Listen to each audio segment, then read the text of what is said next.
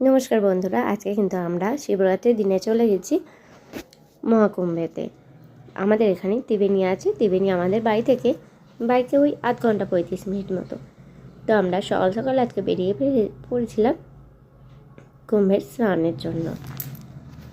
আমরা বাড়ি থেকে বেরিয়েছিলাম ওই 10:30 পৌনে 11টা নাগাদ, বাড়ি ফিরলাম যখন 1:45। কারণ বন্ধুরা বললে বিশ্বাস করবে না, দেখে হয়তো বুঝতেই পারছো এত ভিড় মানে বলার মতো না। এই ত্রিবেণীতেই যদি এত ভিড় হয় তাহলে ওই মেন জায়গাটায় কতটা ভিড় হবে আমরা সেটাই ভাবছিলাম। শুধু দেখো, ছেলে তো এখন হাঁটতে পারছে, কিন্তু একটু পরেই কোলে নিয়ে নিতে হয়েছিল। আর এই দেখো, ত্রিবেণীর ঘাটে স্নান করে এখানে যে বাবা মহাদেব আছে এখানেতে সবাই পুজো দিচ্ছে। এখানে পুজো দেওয়ার জন্য বেশি ভিড় হচ্ছে, বিশাল বড় লাইন পড়ছে। তবে আমরা এখানে পুজো দেবো না, আমরা যেতে যেতে একটা শিব ঠাকুর মন্দির আছে, ওটা অনেকদিন ধরে আমাদের পুজো দিয়ে আছে, তো ওখানে পুজো দেবো। আর এছাড়াও আমাদের পাড়াতে জয়শিব মন্দির আছে, ওখানে পুজো দেবো। আমার বাড়িতেও পুজো করি, সেখানেও পুজো হবে। আর দেখো এখানে কি সুন্দর শিব ঠাকুর পাওয়া যাচ্ছে। দেখো কত বড় বড় শিব ঠাকুর এখানে, মানে মন্দিরে যে কোনো পুজো হয়। এখানে দেখে কিন্তু ভীষণ ভালো লাগছিল। এত ভিড়, মানে বয়স্ক থেকে শুরু করে ছোট বাচ্চা সবাই গেছে। আর বাচ্চারা তো এই ভিড়েতে হাঁটতে পারছে না। আমারটা প্রথমে হাঁটছিল, তারপরে হাঁটতে পারছে মানে চিপে দিচ্ছে, তারপরে তো ওর বাবা ওকে কোলে নিয়ে নিল। আমি আমাদের যে জামা কাপড়ের ব্যাগটা নিয়েছিল সেটা আমি হাতে নিলাম, ওর বাবা ওকে কোলে নিয়ে নিল। দেখো আমরা ত্রিবেণী ঘাটে এসে গেছি।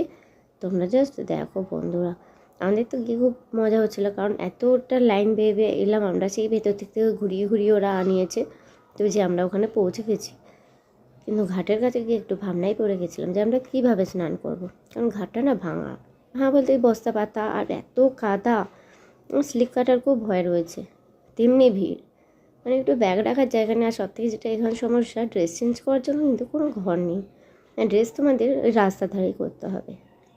আমরা তো বেশ খানিকটা আসার পর একটু আড়াল মতন একটা জায়গা পাওয়াতে ওখানে ড্রেস চেঞ্জ করতে পারি।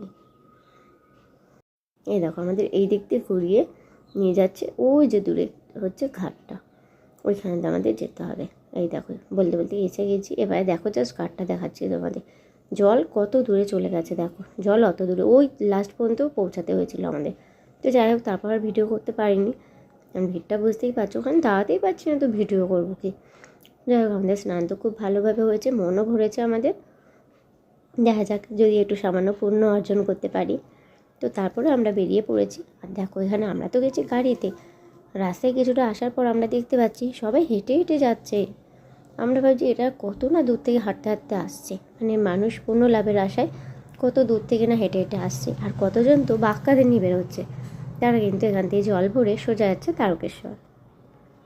রাস্তায় রাস্তায় কিন্তু যথেষ্ট গার্ড আছে, তো সিকিউরিটি বেশ সেফ এখানে।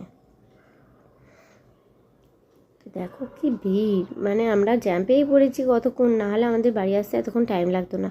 রাস্তায় এত জ্যাম পড়ে যাচ্ছে, কত গলির ভেতর থেকে আসতে হয়েছে আমাদের।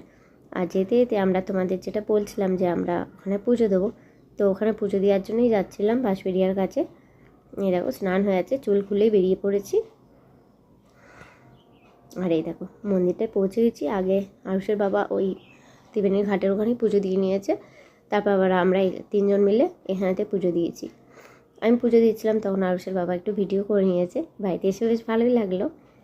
আমি মহাদেবের পুজোটা করছিলাম এখানে, খুব ভালো লাগলো এখানে পুজোটা করে, নিজের মতো করে পুজো দিয়ে দিলাম। আর সব আমি বোতলেতে জল, দুধ, সিদ্ধি, ঘি, মধু সব রেডি করে নিয়ে গেছিলাম, বোতলে নিয়ে গেছি, কারণ অতটা দূর যাবো না, হলে তো পড়ে যাবে বলো, তাই জন্য। যাই হোক, খুব ভালো পুজো দিয়ে চলে এলাম। তোমাদের ভিডিওটা কেমন লাগলো জানিও। মহাদেব সকলের মঙ্গল করুক, তার সাথে আমাদেরও মঙ্গল করুক। সবাই ভালো থেকো, সুস্থ থেকো, আর ভিডিওগুলো কিন্তু দেখতে থেকো। টাটা।